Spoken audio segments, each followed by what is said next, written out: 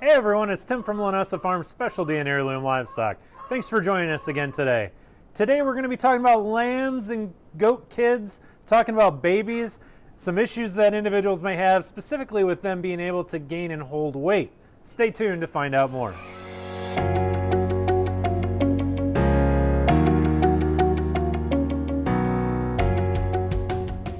Hey everyone, before we head out to the yard and we actually look at the animals out there, we're going to go over all these steps individually, but I just want to kind of write them up on the board for you because it's a little bit easier for us to remember. And again, you know, that first thing that we're always going to talk about is our general records. You absolutely have to pay, buy into having good general records. This always pays dividends in the end because it's going to help us to reflect back. You know, you're just not going to be able to remember. I don't care if you have 1 animal, 2 animals, or 30 animals. You need to keep general health records on the babies and on the moms so you know what they're about, how they function, and what medications you've had to give them in the past. You can start tracking trends, as this is going to help you out a lot when you're dealing with any issues at all. And again, if you don't have any records made, you don't have to have any records made because we offer all of these on Linessa Farms website. If you go to the upper right hand corner of Linessa Farms and you click on the downloads area of the website, you're going to see it right there. So the 3 things that we're going to talk about when we get out to the yard and we talk about overall why those babies may not be gaining weight. The very first one is, and this one's going to be covered rather heavily, but very, very important, is this always warrants a check of mom. The very first thing I want you to look at when you get out there, if you notice that there's a problem with the baby, I want you immediately to go to the mother and you're going to check the mom to see what's going on with the mom. Second thing that we're going to talk about today when we're out in the yard is we're going to talk about the creep and setting up a creep. We have the video segment on setting up the creep, but we're going to talk about the creep itself, and we're going to talk about how the minimum we want you to have in that creep is 16% protein. Creep feed costs money, but I want you to look at that as an investment that you're going to gain a return on. When you are feeding creep, you are going to get that money back. It's going to pay dividends. You can't grow quality lambs or quality goat kids without creep feed. Not nowadays. If you want to grow them on pasture and you don't care about how fast they grow or how much weight they put on, okay, fine. You know, that's your deal, and more power to you. If you are raising for production and you want weight put on and you want the best quality lambs you can have, you absolutely have to be on creep feed. And the last thing that we're going to talk about pretty much the whole time is general health.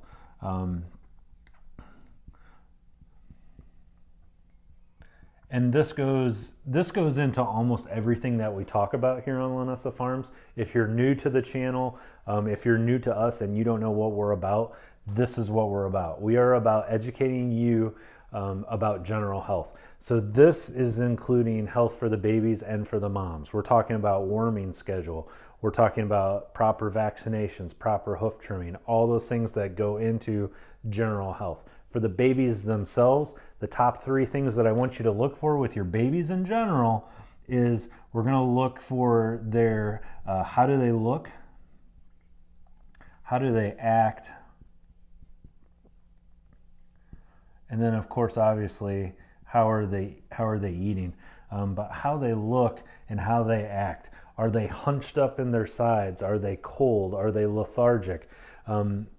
Are they acting strange? Are they off by themselves, not having anything to do with anybody? Or are they constantly bleating for their mom?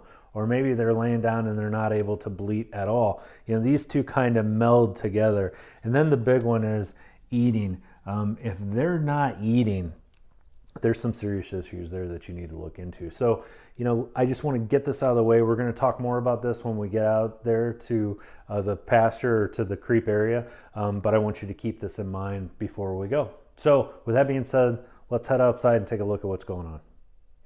And at the end of the day, as producers, body weight, size, and structure has a whole lot to do with how much money goes into our pockets.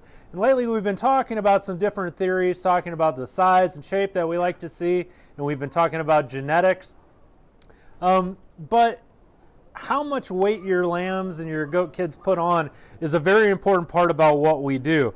And we take a lot of steps to ensure that we have a good feed to growth conversion ratio. And what feed to growth conversion ratio really means is how much size and structure am I adding to this animal based off of how much feed I'm putting into them. And what you'll notice with different breeds is different breeds put on size and structure in different ways. You may have one lamb that you feed them a ton of feed, they're not putting on any size at all, and then another one seems like everything they put in their mouth, it goes right to their body. So today I wanted to spend a little bit of time talking about the top 3 things that you should expect when feeding out your lambs and goat kids as far as problems are concerned, and then what you can do to fix those problems. So the first thing that we really need to talk about is we need to talk about general health of the lambs. General well-being of the lambs and things that we need you to look for. So the things that we need you to look for on your lambs is how do they look, how do they act, and how are they eating. So when you look at them, how do they look? Are they hunched up? Are they walking around with their spine up in the air and their back legs pulled in and tucked in? Are their sides sunken in? How are they acting? Are they off by their own?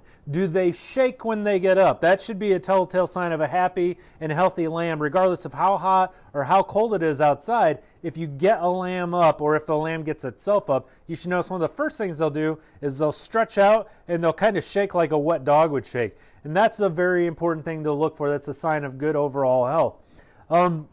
Are they kind of being loners? Do they seem weak? Do they seem lethargic? Do they just kind of have a crummy look to them? So how they look and how they act. If you look at a lamb or you look at a goat kid and you think to yourself, something doesn't seem right, something probably isn't right. Do they have scours? Do they have diarrhea? And how often do you see them? Are they around their mom, or are they just off by themselves screaming all the time?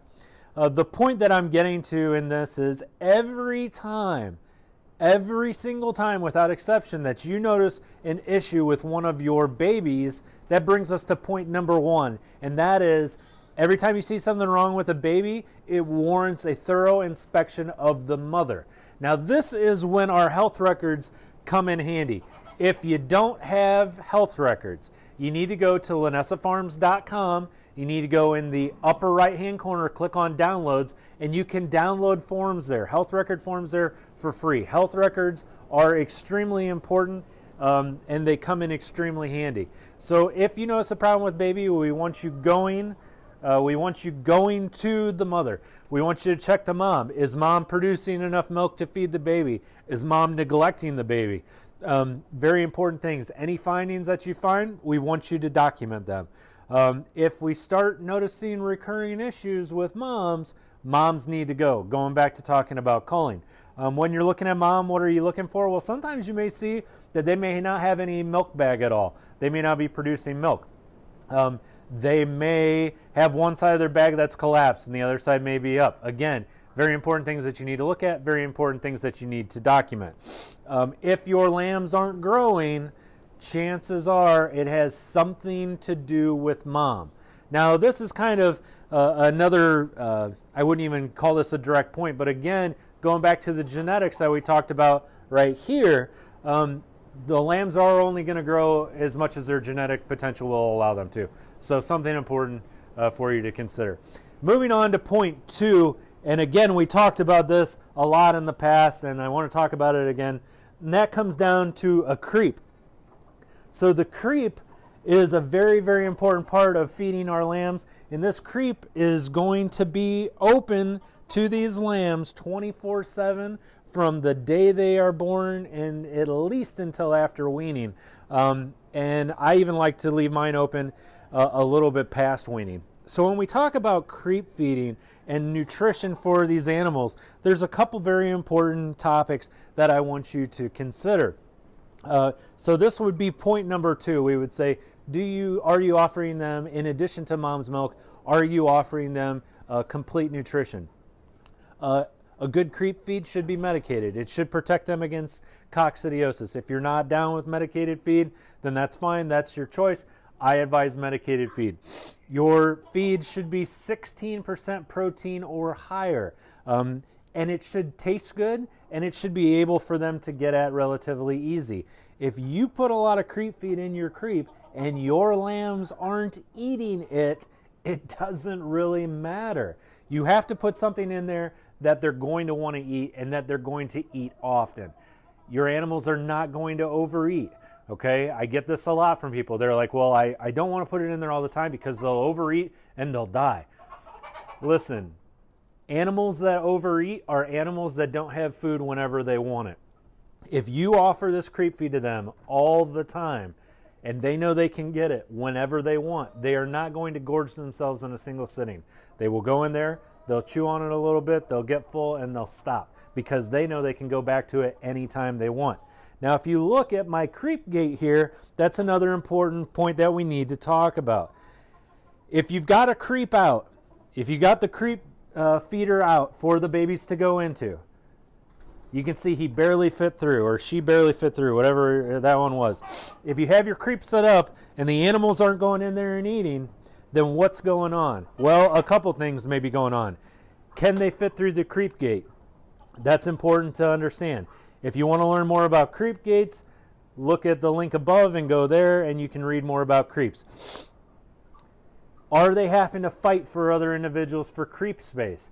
Are your bigs pushing out your littles? If you have limited space, what you're going to notice is the big lambs are going to get bigger and the little lambs are going to get more little because the big lambs are pushing the little lambs out of the way. So you want to make sure that you have enough room that they can all eat adequately. You got to keep your adults out of your creep. The creep is not for adults. The creep is for babies. If your adults can get in there in the creep, they're going to gorge themselves and they are going to get sick and they're going to beat the heck out of any babies that go in there. I like to set up my creep like a little country club for my sheep. I like them to have a nice heat lamp that they can lay underneath. Just as a convenience method, it makes a nice little area for them to go to. I like to keep some nice hay in there for them to be able to eat. I like to offer them everything that they need. They can get away from parents, they can go into their little kids club, and they can have a good old time. Again, high quality creep food, keep the adults out, make sure there's enough room for all of them to eat what they need to eat. Other important thing that you need to consider, I want you to keep them on the same type of food that they like all the time. Do not switch up their feed at the last minute. You got to keep the feed consistency the same. You start switching up feed, it's just like dogs. They're going to get sick, they're going to get upset stomachs, they're going to have all kinds of problems. So make sure you're getting your creep feed from a reliable individual or store where you can get it all the time. You don't want to run out and then realize that you can't get any more. So important stuff that you need to realize when you're talking about creep.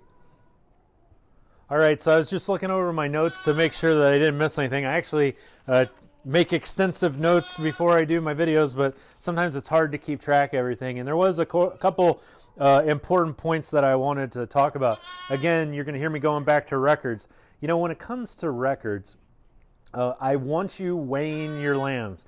You should be weighing your lambs every couple weeks because at the end of lambing season, I want you to be able to see what your feed conversion ratios are. I want you to be able to see which babies are gaining weight and which ones are not.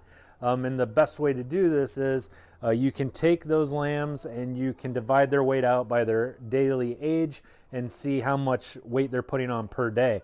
No kidding, good lambs, good kids, we see them put on over 1 pound a day on average when they hit their hard growth spurt. So that's important to consider as well.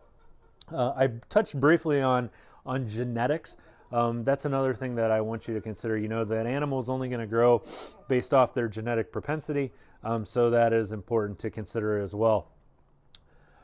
Some of you that have been raising animals for a while, and I recently read this article out of a university, you know, people will say, oh, well, the mom laid on the baby and killed him. You know, everything was fine, and then the mom laid on the baby and killed it. And this does happen. Every once in a while, the mom will lay on the baby and kill it. But what they're saying more and more often, the reality of it is a lot of babies starve to death. Number one cause of death with lambs and goat kids is starvation. People just don't notice it. They go out, they find them, and then they try to blame it on something else. But the reality is, in a lot of cases, we just don't pick up on it, and they end up starving to death. So the more animals you get, the harder it is to track that. We understand that. Again, just something for you to keep an eye open for and to keep your eyes on. I guess the only other thing that I can think of, you really want to watch triplets or quads. In the case that you have triplets, it really does seem like, you know, one of those babies is going to tend to get pushed out, and you may end up having to bottle supplement. So that's it in a nutshell. Hopefully that was easy enough for you to follow and understand. If you have questions, comments, concerns, please let us know. Again, lots and lots of information on the website as far as downloadable forms, and lots and lots of other information that you can find on Linessa Farms Tack Box and our other resources. So questions, comments, please reach out to us. We'll be more than happy to answer them. I'm Tim from Linessa Farms Specialty and Heirloom Livestock. Thanks for joining us again today, and we look forward to seeing you again next time.